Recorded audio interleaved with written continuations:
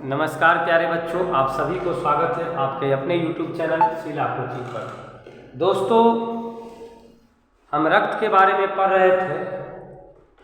रक्त की में दो अवस्थाएं होती हैं, ठोस अवस्था और द्रव अवस्था। तो हम रक्त में जो द्रव अवस्था पाई जाती है, रक्त की जो द्रव अवस्था है उसको हम प्लाज्मा बोलते हैं। रक्त की जो द्रव अवस्था है उसे ही हम प्लाज्मा बोलते हैं। ठीक है भाई। तो प्यारे बच्चों, हम समझते हैं प्लाज्मा में आखिर क्या पदार्थ है, क्या है। देखिए, प्लाज्मा जो होता है हल्के पीले रंग का चिपचिपा द्रव, यानी कि प्लाज्मा जो है हल्के पीले रंग का चिपचिपा द्रव। प्लाज्मा जो है हल्के पीले रंग का चिपचिपा द्रव जो आयतन के हिसाब से पूरे रक्त का करीब 55% होता है। यानी कि पूरे रक्त का करीब 55% भाग जो है प्लाज्मा ही होता है। रक्त के जो पूरे 100% भाग में से 55% भाग प्लाज्मा ही होते हैं। प्लाज्मा में अगर हम बात करें तो करीब 90% जल, 7% प्रोटीन, 0.9% अकार्बनिक लवण, 0.18% ग्लूकोज, 0.5% वसा तथा शेष जो अब बच गया है अन्य कार्बनिक पदार्थ। शेष जो बच गया अन्य कार्बनिक पदार्थ। अगर बात करेंगे तो प्लाज्मा में उपस्थित प्रोटीन प्लाज्मा प्रोटीन कहलाते हैं। प्लाज्मा में जो प्रोटीन पाए जाते हैं, प्लाज्मा में एक प्रकार के प्रोटीन पाए जाते हैं। प्लाज्मा में जो प्रोटीन उपस्थित होता है उसे हम क्या बोलेंगे, प्लाज्मा प्रोटीन। ठीक है। अगर भाई हम बात करें कि प्लाज्मा में कौन कौन से प्रोटीन होता है, तो प्लाज्मा में फाइब्रिनोजिन प्रोटीन होता है, प्रोथ्रोम्बिन प्रोटीन होता है तथा हिपैरिन। प्लाज्मा में फाइब्रिनोजिन प्रोटीन, प्रोथ्रोम्बिन प्रोटीन तथा हिपैरिन ये रक्त को थक्का बनाने में सहायक होते हैं। ये रक्त को थक्का बनाने में यानी कि ब्लड क्लॉटिंग में सहायता करते हैं। Fibrinogen protein, prothrombin protein, heparin ये रक्त को थक्का बनाने में क्या करने में, थक्का बनाने में सहायक होते हैं। ठीक है प्यारे बच्चों, इसके आगे चलते हैं। आगे की बात करिएगा, आगे चलते हैं प्यारे बच्चों। आगे की बात करिएगा तो देखिए, रक्त जमने की क्रिया यानी कि रक्त जो जमता है उस क्रिया में फाइब्रिनोजिन प्लाज्मा से अलग हो जाता है। यानी कि जब रक्त जमता है तो रक्त में जो फाइब्रिनोजिन नामक प्रोटीन होता है अलग हो जाता है। रक्त जमने के प्रक्रिया में यानी कि रक्त जमने की क्रिया में फाइब्रिनोजिन प्रोटीन जो है प्लाज्मा से अलग हो जाता है और तब प्लाज्मा का जो शेष भाग यानी कि प्लाज्मा का जो अब शेष भाग है उस शेष भाग को हम सीरम, शेष भाग को क्या बोलेंगे, सीरम।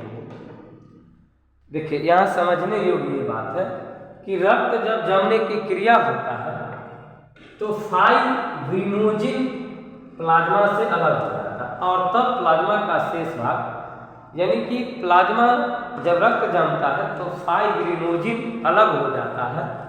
जब फाइब्रिनोजिन रक्त से अलग हो जाता है तब प्लाज्मा का जो शेष भाग बचता है उसको हम सीरम बोलते हैं। अगर हम बात करें रक्त कोशिकाएं की, अगर हम बात करें रक्त कोशिकाएं, रक्त में जो कोशिकाएं हैं शेष, हमने देखा कि रक्त में प्लाज्मा जो है द्रव रूप में है 55% है और रक्त कोशिकाएं की बात करेंगे तो 55% प्लाज्मा है तो 45% रक्त कोशिकाएं होगा। आयतन के हिसाब से रक्त कोशिकाएं कुल रक्त के करीब 45% भाग है। यानी कि रक्त कोशिका जो है कुल रक्त के 43% भाग है। लाल रक्त कोशिका में विशेष प्रकार का प्रोटीन वर्णक हीमोग्लोबिन पाया जाता है। लाल रक्त कोशिका में एक विशेष प्रकार का पिगमेंट पाया जाता है जो प्रोटीन के रूप में होता है, उसको हम बोलते हैं हीमोग्लोबिन। क्या बोलते हैं? हीमोग्लोबिन बोलते हैं। ठीक है बच्चों, ठीक है, इससे आगे बढ़ते हैं।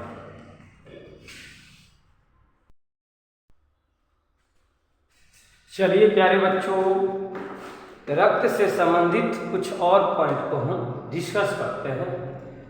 देखिए प्यारे बच्चों जी, क्या कह रहा है, हीमोग्लोबिन के कारण ही रक्त का रंग लाल होता है। यानी कि हीमोग्लोबिन के कारण ही रक्त का जो रंग होता है लाल, रक्त का जो रंग होता है लाल। ठीक है भाई, आगे बढ़ते हैं। हीमोग्लोबिन के एक अणु, यानी कि हीमोग्लोबिन के एक अणु की क्षमता ऑक्सीजन के 4 अणुओं के संयोग से होती है। हीमोग्लोबिन के एक अणु की जो क्षमता है ऑक्सीजन के 4 अणुओं के संयोजन से होती है। हीमोग्लोबिन के एक अणु की क्षमता ऑक्सीजन के 4 अणुओं के संयोजन से होती है। हीमोग्लोबिन के जो एक अणु की क्षमता है ऑक्सीजन के 4 अणुओं के संयोजन से होती है। हीमोग्लोबिन को ऑक्सीजन का वाहक भी कहा जाता है। हीमोग्लोबिन को ऑक्सीजन का वाहक भी बोला जाता है। हीमोग्लोबिन मेरे बच्चों, हीमोग्लोबिन श्वसन के द्वारा लिए गए ऑक्सीजन से, यानी कि हम जो श्वसन के द्वारा ऑक्सीजन जो देते हैं, हीमोग्लोबिन श्वसन के द्वारा लिए गए ऑक्सीजन से संयोग कर एक अस्थायी यौगिक ऑक्सी हीमोग्लोबिन बनाता है। हीमोग्लोबिन श्वसन के द्वारा लिया गया ऑक्सीजन से, हीमोग्लोबिन श्वसन के द्वारा लिया गया ऑक्सीजन से संयोग करके एक अस्थायी यौगिक ऑक्सी हीमोग्लोबिन बनाता है। ठीक है भाई, देखिए कार्बन डाइऑक्साइड यानी कि CO2 हीमोग्लोबिन से संयोग कर एक अस्थायी कार्बोक्सी हीमोग्लोबिन बनाता है। मतलब एक कैसा यौगिक बनाता है? कार्बोक्सी हीमोग्लोबिन बनाता है। ठीक है भाई, ठीक है, आगे बढ़ते हैं बच्चों।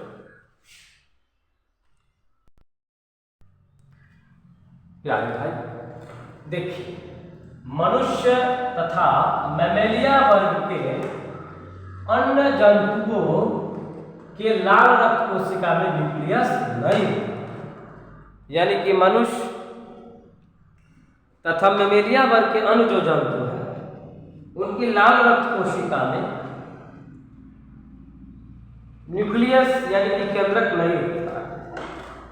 अगर हम बात करें मनुष्य तथा मैमेलिया वर्ग के अन्य जंतुओं के लाल रक्त कोशिका में, यानी कि लाल रक्त कोशिका में न्यूक्लियस नहीं होता है। लाल रक्त कोशिका में न्यूक्लियस नहीं होता है। मनुष्य तथा मैमेलिया वर्ग के अन्य जंतुओं के लाल रक्त कोशिका में न्यूक्लियस नहीं होता। ठीक है, आगे हम बात करते हैं, बात करिएगा श्वेत रक्त कोशिकाएं के बारे में। श्वेत रक्त कोशिकाएं के बारे में, श्वेत रक्त कोशिका जो होता है ये अनियमित आकार की न्यूक्लियस युक्त कोशिका है। यानी कि हमारे शरीर, हमारे रक्त जो है उसमें 3 प्रकार की कोशिका है, लाल रक्त कोशिका, श्वेत रक्त कोशिका। तो हम जानते हैं श्वेत रक्त कोशिका के बारे में बच्चा जी, हम जानते हैं। देखिए श्वेत रक्त कोशिका जो होता है ये अनियमित आकार है। श्वेत रक्त कोशिका जो है एक अनियमित आकार के न्यूक्लियस युक्त कोशिका है। यानी कि श्वेत रक्त कोशिका में न्यूक्लियस पाई जाती है। अगर हम बात करें तो श्वेत रक्त कोशिका में न्यूक्लियस पाई जाती है, यानी कि केंद्रक पाई जाती है। श्वेत रक्त कोशिका में क्या पाई जाती है? केंद्रक पाई जाती है। और श्वेत रक्त कोशिका की बात करेगा तो श्वेत रक्त कोशिका में हीमोग्लोबिन नहीं पाए जाते हैं। श्वेत रक्त कोशिका में हीमोग्लोबिन नहीं पाए जाते हैं। श्वेत रक्त कोशिका जो होता है रंगहीन होते हैं, यानी कि इसका कोई कलर नहीं होता है। और जो रक्त में 3 प्रकार की कोशिका जो है, उसके बाद हम देखते हैं रक्त पट्टिकाणु, जिसे हम बिंबाणु या थ्रोम्बोसाइट्स कहलाते हैं। यानी कि रक्त पट्टिकाणु को बिंबाणु, रक्त पट्टिकाणु को बिंबाणु, रक्त पट्टिकाणु को बिंबाणु या थ्रोम्बोसाइट्स कहलाते हैं। यानी कि रक्त पट्टिकाणु की अगर आप बात कीजिएगा तो बिंबाणु और थ्रोम्बोसाइट भी कहते हैं। रक्त पट्टिकाणु की अगर आप बात करिएगा, रक्त पट्टिकाणु की बात करिएगा तो बिंबाणु और थ्रोम्बोसाइट भी कहते हैं। ये जो रक्त पट्टिकाणु है, यह रक्त को थक्का बनाने में सहायक होता है। यानी कि रक्त पट्टिकाणु जो है रक्त को थक्का बनाने में, क्लॉटिंग करने में सहायक होते हैं। नमस्कार दोस्तों, इसके अगले वीडियो में जब हम आपको मानव हृदय के बारे में बताएंगे, मानव हृदय के बारे में पढ़ लेंगे, उसके बाद ये चैप्टर आपका परिवहन चैप्टर समाप्त हो जाएगा। नमस्कार दोस्तों, धन्यवाद। अगर ये वीडियो आपको पसंद आए तो एक लाइक अवश्य कीजिएगा और अपने दोस्तों में शेयर अवश्य कीजिएगा। थैंक यू दोस्तों।